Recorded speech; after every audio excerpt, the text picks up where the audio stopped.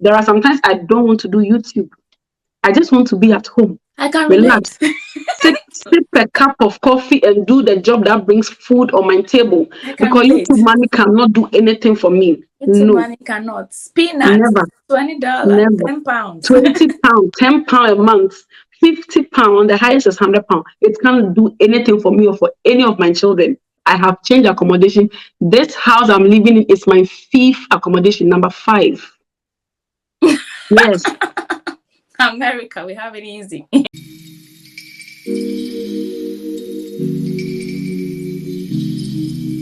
Hello guys, welcome to the Information Hub. I know you see a very familiar face to my side here, and you've seen my face on her channel. This is a fellow Ghanaian, a fellow nurse, and a fellow YouTuber. Great content. If you haven't subscribed to Becca Bay TV, I don't know what you're waiting for.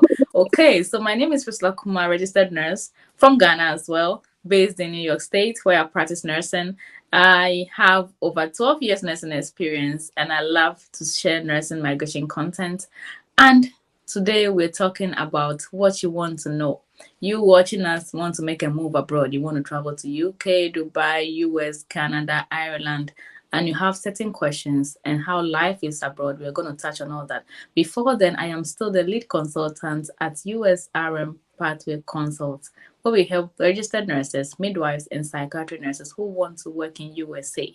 You should have a diploma or you should have a bachelor's degree. Come find us at www.usrnpathwayconsult.com. All the links and websites will be in the description box. Becca Bay, welcome to my channel. Thank you. Please Thank introduce you so much yourself for to my having me, viewers. Priscilla. You're welcome. So my name Introduction. is Yay. So my name is Becca. I'm a migrant nurse. I'm originally from Ghana, as Priscilla said. I am a content creator. I'm a YouTuber. I'm a mom. I'm every good stuff in between. I am based in the United Kingdom, and I create content about nursing, give information, give support.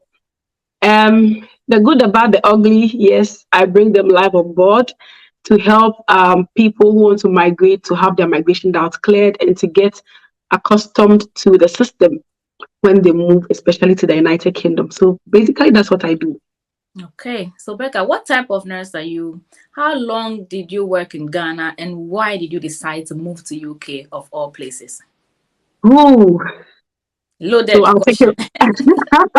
Type of I'll take nurse. it.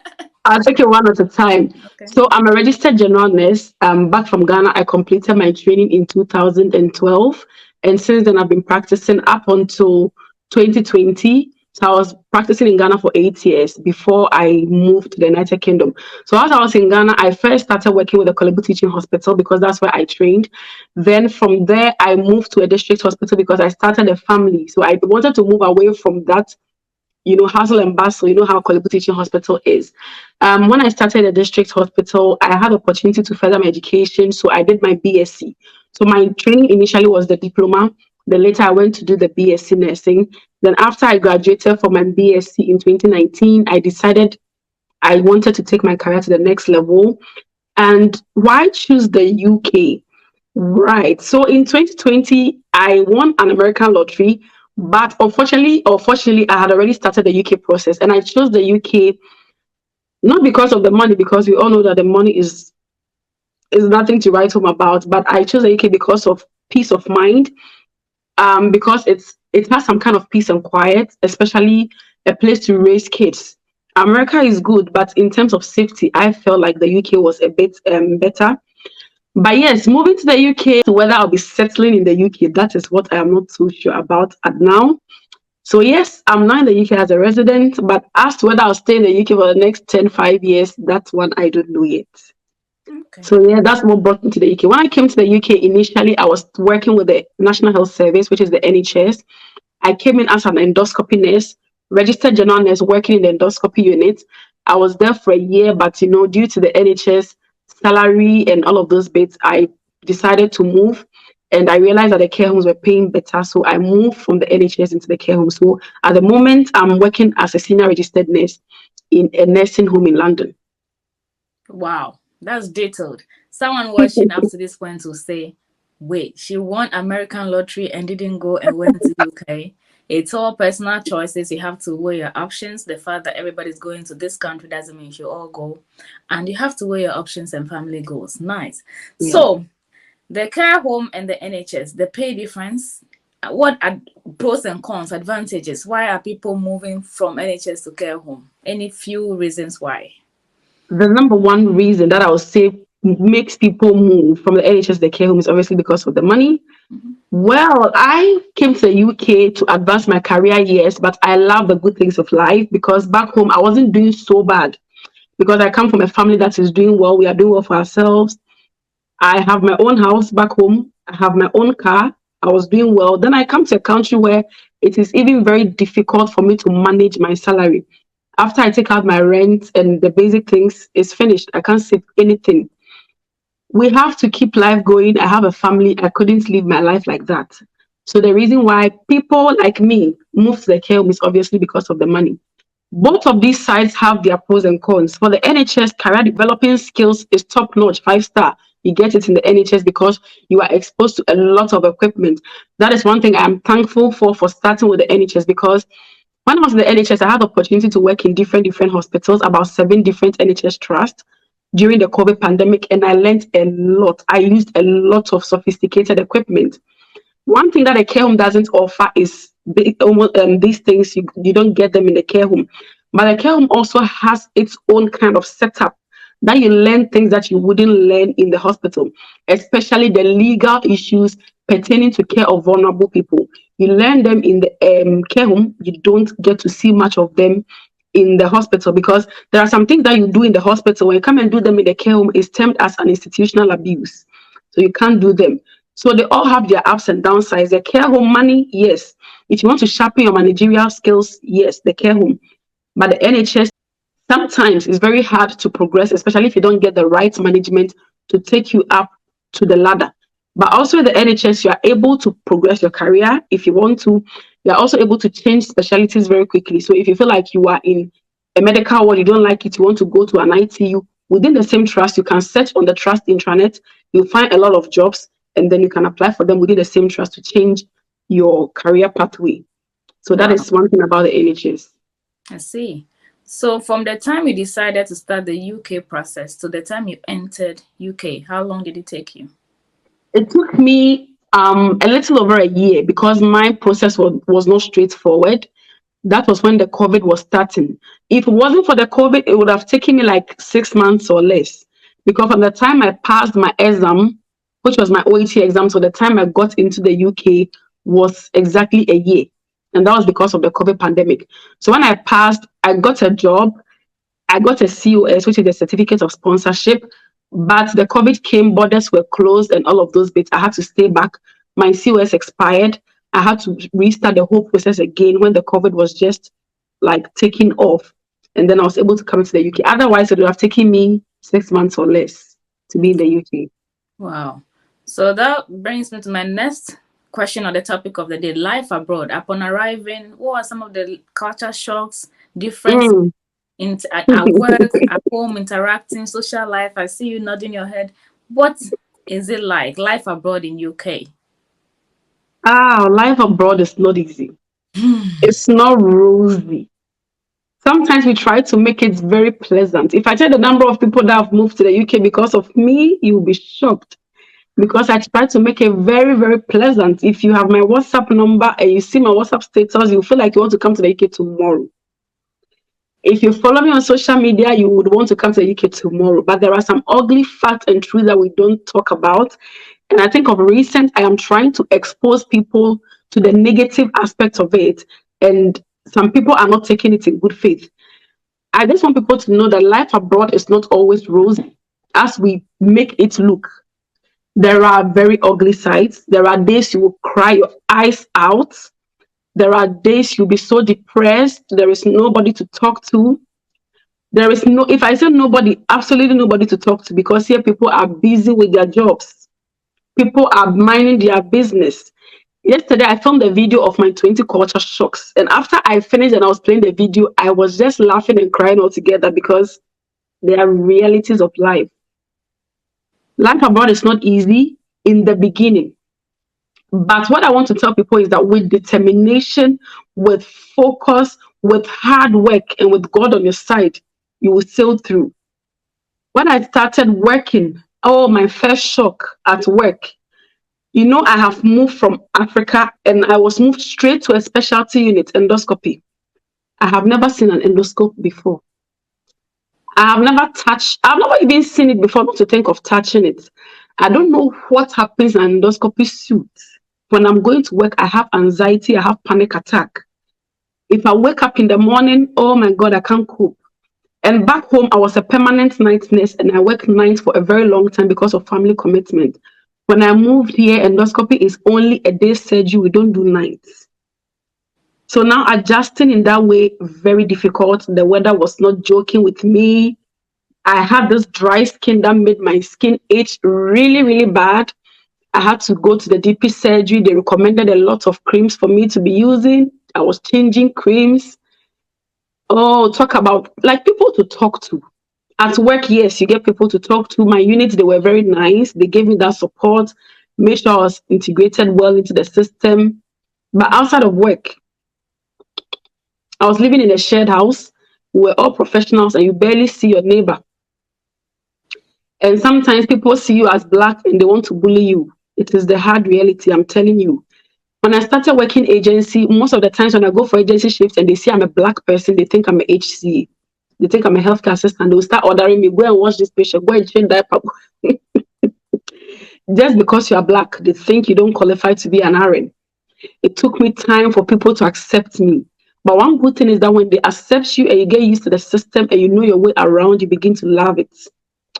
Where I first was, or the town I first lodged in, was an outskirts, it was a countryside. And for somebody like me that was born and raised in Accra, I was used to the hustle and bustle of seeing like good living. I didn't like the town. I was getting really depressed. I didn't like the town. I didn't like the job. So I had to change my location with the help of my family and friends who were in London. I moved to London to start a new career, a new life. And I would say that that was my breakthrough since I moved to the UK. That decision I took, it wasn't an easy decision. The trust has to find me. I paid money to the trust. I went through a lot. But that freedom I had, I feel like that was my breakthrough because I've not been in the UK for long, but I've been able to accomplish quite a lot of things.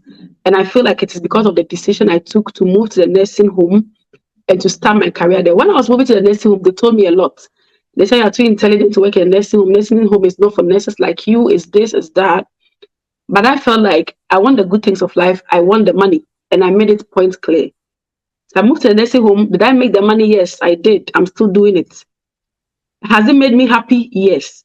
The impact I have made on the life of the residents in the nursing home, I wouldn't have made that impact if I was still in the hospital. I wouldn't. People see you and they see you like their immediate family. They can talk to you. You can hold their hands. You can hug them. That warmth and that emotional and psychological support that you give to people, it makes me feel like I'm adding more value to their lives than I would have been if I was in the hospital, if I was in the NHS. So I don't regret moving to the care home. Life has been tough and it was very tough in the beginning.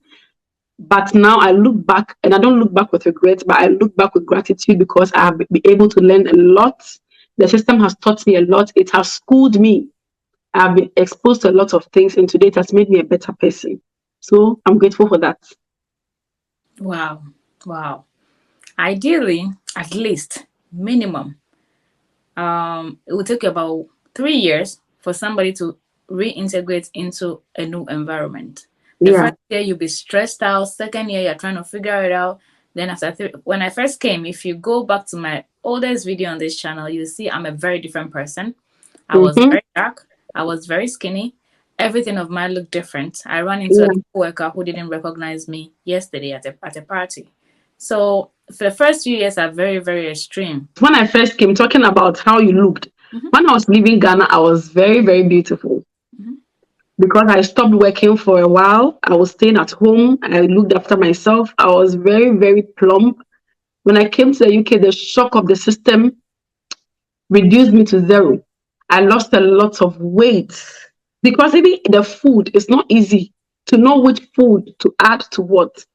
Locating an African shop is even not easy. I lost a lot of weight. I wasn't happy. But when I began getting, used and integrated into the system, I feel like I've gained my weight back or even more than what I used to be. Yeah. So if you look at everybody who came abroad first, their first 3 years, they're looking different. They are looking a mess. People think as soon as you touch down, you should be looking fresh. There should be ice on your skin. No, no, no. The ice is there, but you are under stress. You don't Yeah. know anybody. You are new at the job. You are now learning nursing afresh as if you have never, ever, ever stepped in a nursing school before. Just so you know. Yeah. It's the You same look very everywhere. stupid, as if you've never been to nursing school. And the worst part is when they tell them, we have a new nurse, she has 10 years experience. And the new nurse shows up and she doesn't know where to press for the machine. Oops. Hecka. It's very, very, very, very true. We are not Yeah, I can scaring you relate. reality. We don't have all the equipment to work with, unfortunately, No. when we come from back home. So you need to start getting ready. The least you can do is to start watching some YouTube videos and know how the hospital environment looks like in the country you are going to. Before you decide to choose a country, research the country, research their health system Yeah. or whatever profession you are. Just have an idea or find somebody who lives there and is telling you the stories. That is what these YouTube channels are for. If you want to see the reality, some of us will tell you unquoted. So, Becca, now, I recently saw your video where you were sleeping in your car. What is that about? What's happened? Tell me the story for those who haven't watched that video. After this, head to her channel and watch why she slept in the car for days, 3-4 days. Please tell me what happened. There is a lot of controversy surrounding that video. A lot of controversy surrounding that video. Everybody has a point of view that they are looking at that video from. That is normal. We need to move. Yeah. As of now, we are filming this video. That video has over 104,000 views. And I have never seen this view. I didn't even know the video gave views, to be honest, because I just filmed it. I just felt like showing people another aspect of the abroad that they haven't seen.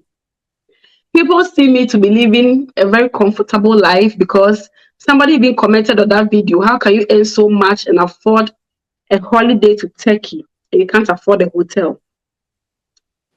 The reason why I did that video is because I wanted people to see another reality of abroad. It doesn't matter how much money you are making, but if life happens to you, it happens. When you are searching for accommodation in the UK, there are some realities that those that are not in the UK, they don't know about. And sometimes they think when we are here, we are just talking. Or when people are back home and they see us living a comfortable life, they think that once they mention an amount of money, you should cough it out. They don't know that it's a struggle and it's a survival of the fittest. If you are not emotionally strong, you back off. I have had moments that I wanted to go back home because I sit down and I'm like, I add one or two together and I'm like, did I really come here for this? But now I am stable. So that happened when I was moving houses, okay? In the UK, when you are looking for accommodation, it's a full-time job on its own. At that time when I realized that my tenancy was about to expire, you don't have to wait for the tenancy to expire, no. So I didn't wait. I just told my agency that I wanted to move. I told them my intention of wanting to move. And at that same time, because I was preparing for family to come, I felt like I wanted a standard accommodation. I wanted a bigger space. I wouldn't go for a shared house or a studio house for just a month. And then when they come, I would change again, change address and change everything. So I needed a standard accommodation.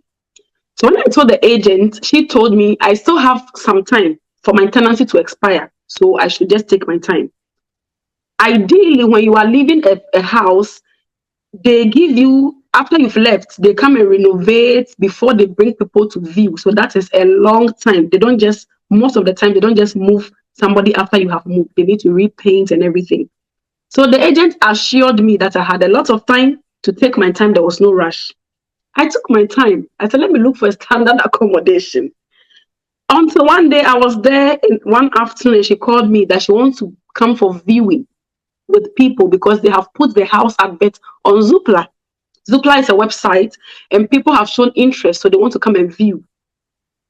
And I told her, but I told you I will need a bit of time, even after my tenancy expired, to get a good place to move. She said, yes, she understand. So I was home that day. She brought 4 people to come and view, 3 ladies and 1 guy. After they viewed, they left. I reminded her again. Then she told me the one lady wants to rent the house, but she is not ready yet. Also, they increased the price of that flat from £750 to £1,000 without bills. So even if I'm asking for extension, it means I'm going to pay that £1,000. And I'm just looking at the size of the flat. It's like a box. Do I want to pay this amount of money when I can get a standard place and pay more and know that I have that comfort? Plus, I was having a lot of issues with my neighbors. I don't know, for whatever reason. I think I've done a video on that. They even called police on me one day. So this agent assured me that the lady that wants to rent the house is not ready anytime soon. I said, okay, let me take my time. 2 weeks after, or a week after, I was there. Then she called me that the lady said she can't wait. She can't wait until the time she told me she was going to move in. She needs to move in ASAP. So they are giving me up to 26th October. I have to move out of the house. I was like, okay, I'm still finding a place I haven't gotten, but I know I'll get there. So I was already going for house view, but you see this England, some of the houses, I'm not going to lie to you, they're not habitable. If you force and you use pressure to go and rent such a house, you regret the whole of your life. And I didn't want to do that. So when my tenancy expired, I also didn't want to give excuse. I just told them, okay, I'll move. I just moved my things to another place. I decided instead of sleeping in a hotel in London is about 200 and something pound per night, especially if you didn't book ahead. Instead of wasting that money and spend about £1,000 before I go and find a house, I'll go and pay rent, pay deposit, pay this. I would rather keep that money. Plus, I'm not the first person to sleep in my car. I don't even know why people reacted like that, because if you go on YouTube, a lot of people sleep in their van. They sleep in their cars. I don't know whether it's because I'm an RN, it's because I'm in UK, I don't know. But I don't regret doing it, by the way. So I did that. Fortunately for me, I found a standard place, a house of my choice. It's a whole house, up and down, split floor. It has a garden. It has a parking space for 2 cars. I have the whole mansion to myself. And the price was fair. So I felt, I don't regret doing that, by the way. But it's just to show a picture that it's not always rosy. There are some days that you go down. There are some days that you come up. Whichever way the life presents you with, have your focus, be determined, and know that you have a goal at the end of the day that you want to meet. Wow. I'm very glad and very, very privileged to be the one to give this platform to explain the story behind it, because people view our content and they all read meanings, and opinion are like noses. Everybody's supposed to have one. So Yeah. you know your goals, you know what you wanted, you know what is best for you. Somebody's not in your shoes, they can never relate. So I commend you for showing us the reality of living abroad. If I start my today, we cannot finish this interview. Go down and watch my videos of how I nearly lost my job. I got my RN. I worked so hard, extremely hard, to get my RN license. I studied so hard with a full-time job, got my RN license, and a few days after, I fell very sick. I was home, jobless, bedridden for 6 months, and I could not use my RN license. And this story I have shared before on my channel, and I will share again. I'm even teary right now. So you have to share it. And people will not understand why. No, you have they a don't license understand and that. you're home, you're saying you're jobless, you're home, you have a line. They don't know the story. I nearly lost my life. An ambulance came on time, I would have been dead and gone. But thank God I'm here. So if you don't tell you the realities, you will not understand. At that time, let me tell you what, at that time, I wanted to take annual leave and get out of job. Like, just to take that break from work, sort myself out and go to work. There are realities that people don't know. It's not like you want to take annual leave, you just write annual leave, they give you. They look at the staffing. Moreover, that July, my father was sick, so I'd already asked permission to go home 3 weeks. So though I still had more annual leave, but looking at the staffing, 2 people had already got on annual leave, some have resigned, and we are only 8 nurses in the whole home. So if 2 have gone on annual leave and 1 has resigned, how many people are left? 5. And we are running 24-hour shift. So if you also come to say, I want to go, nobody's going to mind you. Nobody's going to give you. So I had to just push through that process. Fortunately for me, after I finished everything, one of them came back. She's my colleague I ran the night with. She came back from holiday. Immediately she came, I went. That is why I'm home now, having the time to sort the place out and everything. Okay. So how many years have you been in UK, and how many accommodations have you had? And what tips do you have for those behind? Because we know accommodation, as you said, is a full-time job in UK. How many years? How many houses? I've been in the UK for a little over 2 years. So I came in September 2020. So now it's 2 years, 2 months. That's 26 months. I have changed accommodation. This house I'm living in is my fifth accommodation, number 5. Yes, America, we have it easy. number 5. Yes, because when I first came, I was living in the hospital's accommodation, which is temporary. They give you 3 months. When I lived there 3 months, I wanted to continuously live there. So I wrote a letter to tell the accommodation officers. I explained everything to them. They said no. Not only me, all of us that were there, we all gave our own different excuses. They said no. That the flats we are living in are for people. They just gave it to us temporarily because we are coming from overseas just to sort ourselves out. So we have to move. Somebody commented on my video that why don't you go and live in your hospital's accommodation? Which accommodation? Do you think the accommodation is just standing there for people like us? It's for people that are stranded coming out for the first time, not for those of us that have been in the UK for how many years. So I had to move out. We all moved out actually.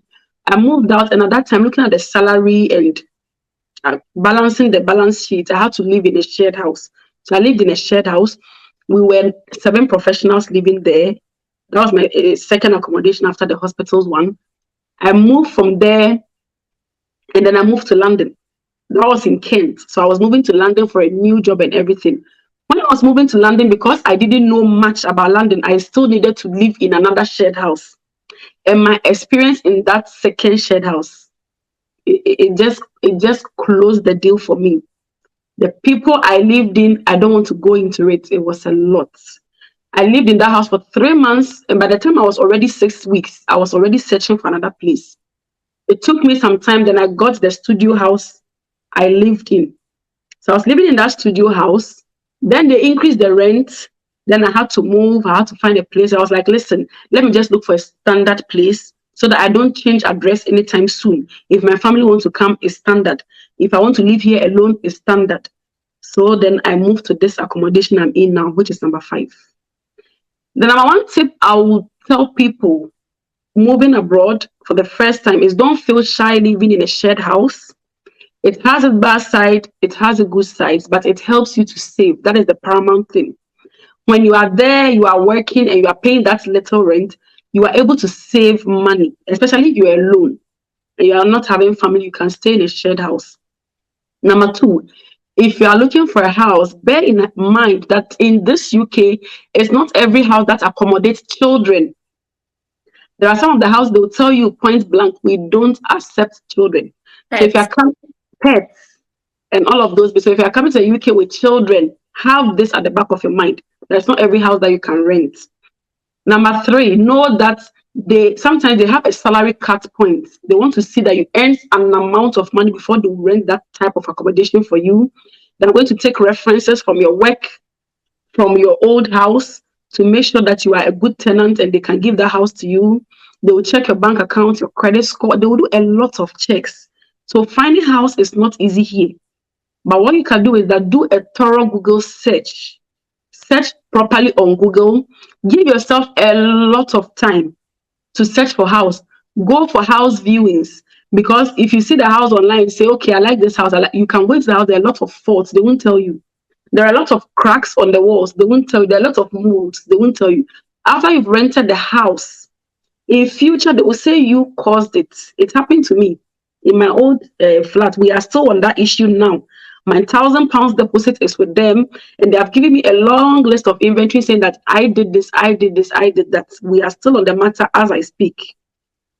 So if you are moving houses, take your time, do your search, view a house, choose a house of your choice, not because you are under pressure. After you've gotten the house, get a proper inventory to the accommodation because they are going to take a holding deposit from you. So get a proper inventory so that in future when you are moving, you take your last inventory from your first inventory, compare the two, discuss with them, and then you take your deposit back or any balance that is left, they give it back to you. Otherwise, they will rip you off your deposits. If possible, do a video before you move in. Yeah, if possible, do a video. Aside the inventory, do your own video. If you spot something, take a video. or take a picture. If you have the landlord's number, send it to him directly or send it to the agent. Let them know that this is the thing, I have reported it. If you don't come and fix it, I have my evidence, I've told you. Every email that you send to them pertaining a repair or something that they should come and repair, keep that email for future, because it has happened to a lot of people. After I did that my video, the comments under it, people have a lot of worse experience. UK accommodation hassles. Yes, I'm glad you explained this very thoroughly. The last Mhm. aspect of our interview, you keep talking about family. Do you live alone? You said family will be coming. Do you have family there? No, I live alone for now.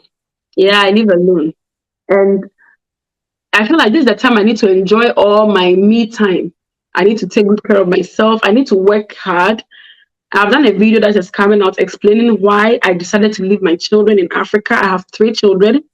The first one is 9, second one is 7, the last one is 5. I gave birth to these 3 children in 4 years. It was a struggle. In my own country where I had family around, my mother, my father was there, it was not an easy task. Think of coming to a family. I have relatives here, but they're all very busy. We hardly see each other. We are all in London. Where I was living at first, my aunt was living just 5 minutes drive from me. And we can see ourselves twice or 3 times in the whole year. She is working. If you have your children, she is not going to help you to look after them. No. She has her own life of her own. So before you bring your family, I don't have my family here. I live alone for now, but I'm putting in every bit of effort to get them over, if possible, before this year goes to an end. But what I'll tell you is that bringing family in the UK is on another level. Before you bring family, especially children, know the system. Otherwise, you and social services, you'll be sharing your child. There are a lot of people, especially the black family. I don't know what is happening now, but the black family, a lot of people they are taking their children away from them to foster homes. I have a lot of experiences from people around me. If you don't take good care of the child, you have safeguarding. If they don't do the assignments in school, you are going to be called. If you miss their hospital appointment, if they miss school, you will be fined. You will pay for a fine for not taking the child to school without explanation. It's a lot of things governing children abroad. It's not like back home. Back home, your child have headache, you stay at home. Here, you can't do that. You have to write a written letter. You explain why the child is not coming. Otherwise, you are fined. So before you bring your children, and even the house you're going to rent, it's not every house that they will say they need children in that accommodation. There are some houses, it's a 3-bedroom house. No child is allowed in that house. So you have to be thorough, do your search, develop yourself first. You come first, set the pace, set the environment, give your children the good foundation they will need so that they don't come here and start cursing you and say, why did you break us here to frustrate us? So that when they come, they are happy. Now I feel like I have all it takes to bring my family.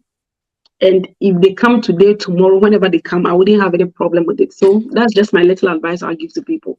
Yes, I was going to add that it's best if the nurse or the job seeker gets to the country first, then settle down before you bring your family. Find a house, get driving, accommodation, settle down first. You should always go there first before you bring your family into a situation. If not, it will affect your marriage. If it will affect your children, it will collapse your family. You think you're I'm helping them. imagining I'm imagining snowing. It is snowing very hard and you have to take your children to school. You don't have a car. You don't have a license. You don't have what it takes to drive. You can't afford to maintain a car. And you've brought the children here. How happy are they going to be? If you have a support system back home or somebody that can look after the children, at least for 6 months, 9 months, up to a year, I did it in 2 years. And even if not for the fact that my father's health condition have changed and all of those, but they would have been there for a while, at least for the first one to 10, 12 or 11. But now it has happened, so I have to just go and get them and then get my things together. You're a very strong lady. Viewers, you can see this is a very, very, very knowledgeable person. I'm glad I brought you on here.